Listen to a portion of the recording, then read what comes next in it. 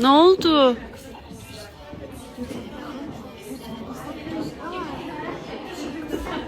Gel bura oğluşum.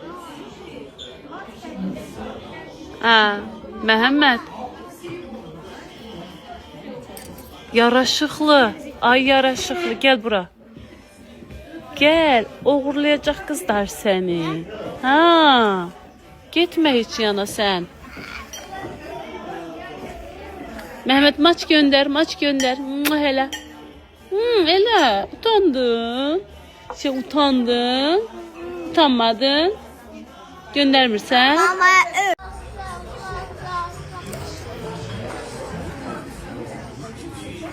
Nuş olsun ay Mehmet.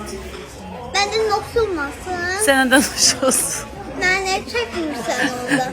Sen de çekil. Sen olmaz axı.